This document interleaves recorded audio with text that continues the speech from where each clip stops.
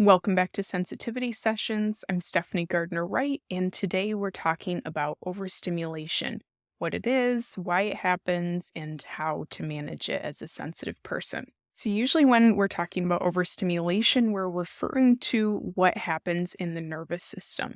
So to get a little bit technical for a second, what happens in the nervous system is that we experience a baseline state. So a typical state that we're at where our nervous system is typically operating within, where we feel like this is my normal daily baseline. This is the typical range in which I'm functioning. We can refer to it as the window of tolerance, where we are staying within that window. And then when we start to go up, we're feeling this level of hyperarousal. So arousal referring to excitation or stimulation in our nervous systems. It just means that we're alive, the brain cells are firing and our nervous system is working with the other systems in our bodies. However, when that arousal goes into overdrive and goes past that window of tolerance is when we start to feel overstimulation. And we can also experience understimulation, which is when we're kind of at the lower edge or below of that window of tolerance, but that's not what we're focusing on for today. Today, we're talking about specifically overstimulation, which is one of the most common challenges for all sensitive people. What does overstimulation look like and feel like? Well, it's a little bit different for everyone, but common ways that people have experienced overstimulation can be a buzzy feeling. You often might feel it around your chest or feeling like it's kind of moving vertically. And that's actually because the vagal nerve runs up and down vertically through our bodies, and it can produce that kind of buzzy feeling. That means our vagal nerve is kind of overactive at that point. So that can be a good sign to us that we're going into that overstimulated state. Another sign of overstimulation is feeling like everything's in hyperdrive. So feeling like we're maybe talking a little faster than usual, we're thinking faster, things around us feel like they've sped up. Conversely, we may feel like we're snappy, like we're irritable. That feeling of if one more thing happens, I'm just going to lose it. We might find ourselves wanting to flee a situation, trying to find a way out, a way to escape so that we can calm ourselves, hopefully. So these are all different common ways that folks can notice that they're experiencing overstimulation. And again, it's different for everyone. Overstimulation isn't a bad thing. I think we often understandably talk about overstimulation like it's this terrible, awful thing. And it can feel that way within our bodies. But really, it's a natural thing that happens anytime our nervous system is spiking above its typical baseline. And the only time it becomes truly problematic is when we stay stuck in this place of overstimulation. We can't come back down. Our nervous system is not able to regulate itself. That really becomes a problem. That's what we see more with folks that have chronic trauma, with CPTSD, or other situations where they are stuck in that state of what we call hyperarousal. That can be because of trauma or allostatic load, which is a $5 psychology word that simply means the level of stress that you're under. So our allostatic load is referring to the cumulative effect of stress that we have. So say, oh my gosh, my alarm didn't go off and now I'm rushing around because I don't want to be late.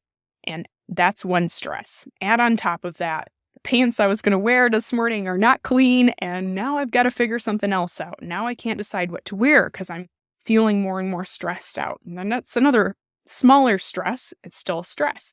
Add on to that, maybe I didn't have a chance to grab breakfast, so my body is not fueled the way that it should be, so I'm undergoing more physical stress, and now I am legitimately late and I'm fuming because I'm not going to be able to get to work in time. So that's an example of the allostatic load, of how these stresses compound onto each other, sometimes even before we leave the house in the morning, unfortunately.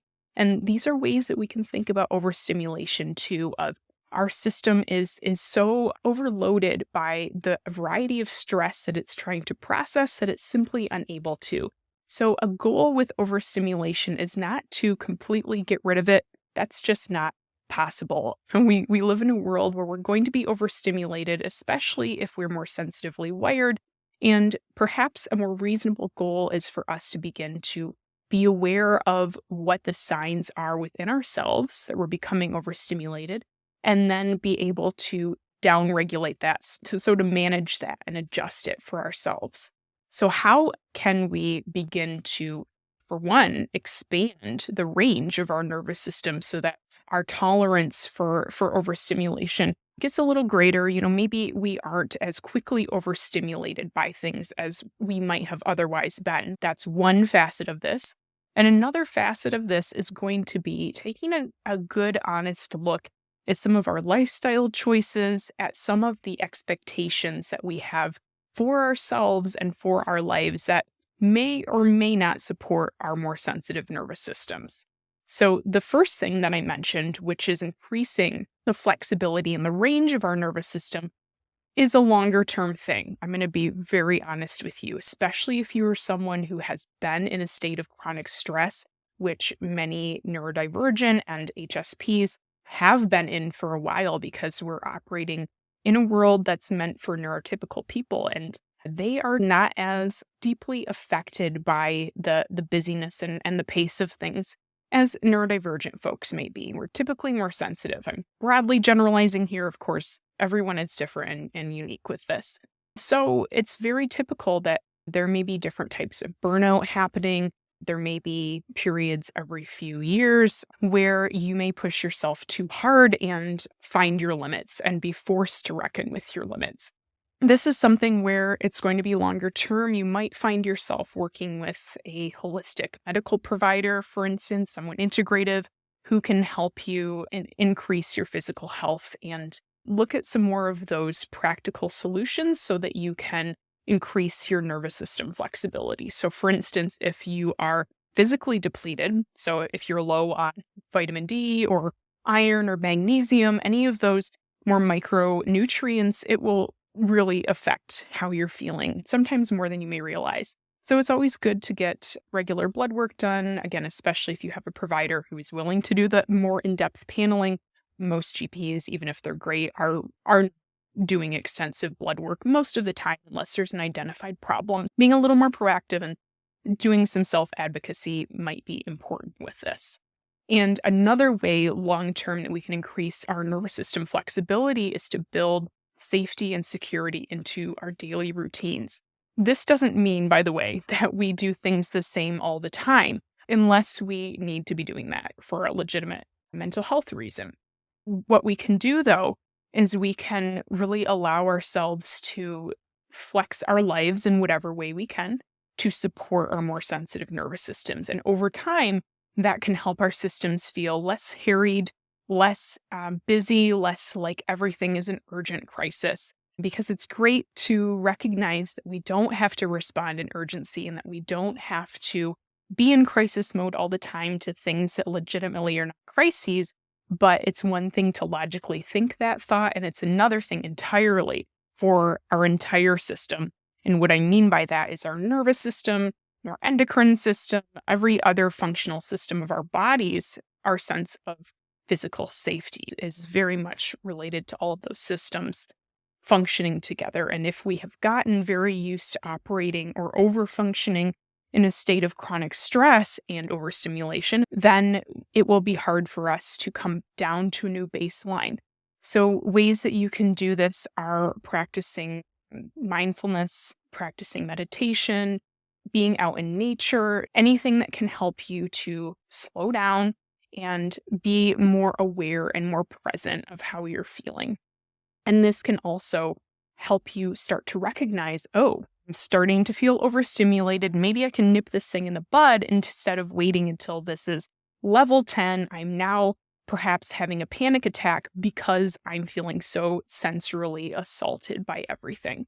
So that's another benefit to this, is beginning to recognize when our bodies are starting to tell us that things are really starting to ramp up.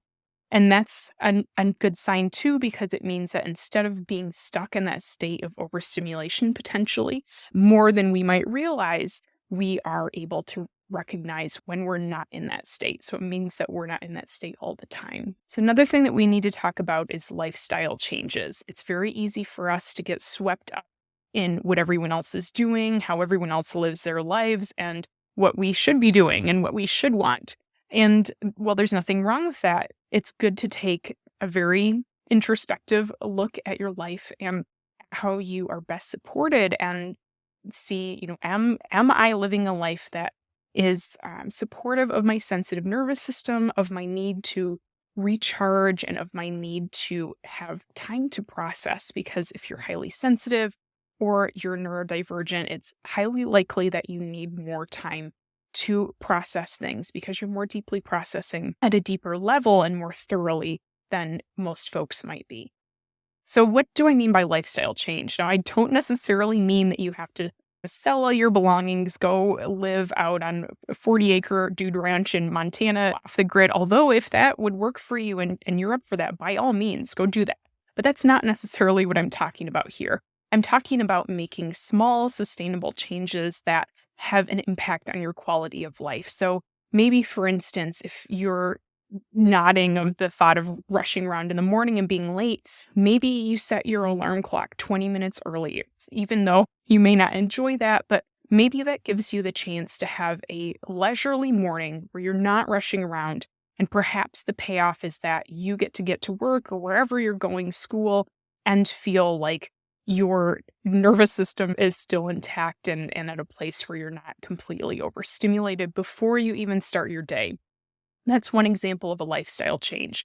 Another one might be that you're intentionally building in or blocking off time for yourself. So maybe you tend to have a lot of social plans on the weekend. Maybe you even really enjoy those, but perhaps you've had a really busy week and you've had very little free time. So I would encourage you in that situation to think about scheduling yourself less, if at all possible, even if you need to say goodbye to one of those social events or to cut it short. So that you're not jumping from scheduled thing to scheduled thing all week long if you find that you're beginning to feel overstimulated. Now, if you're not, then great. Maybe don't change that aspect of things. But we want to target things that are either predictably causing us to feel overstimulated. So if we notice a direct cause and effect of, okay, I'm rushed in the morning and then I'm in a terrible mood and I'm so overwhelmed by the time I get to work, then that's a clear thing that we need to target. Now, if it's less clear or if there's more complicated things going on, as I mentioned earlier, complex trauma can also keep a nervous system stuck in that overstimulated state all of the time, and we can actually become used to that to where that feels normal. Then we're going to need other things that are in tandem. Therapy, for instance, other supports, maybe some peer support. Things are at a different level than simply changing some routines. So every situation is different here. These are just some general ideas. But I hope that this can empower you by feeling like you have some more options and are not simply beholden to feeling overstimulated. So often we're not even aware what's overstimulating us, and it can really cause havoc. So if you can begin to think about, when am I the most overstimulated? For instance, is it a crowded grocery store at 10 a.m. on a Saturday? Can I go in the evening on a weekday, perhaps? Can I go at 10 p.m. if that's possible for me and feels better? Can I get delivery of my groceries? Whatever in that situation where you're typically overstimulated could help you to feel better or take the edge off. Sometimes it can also look like working on sleep hygiene.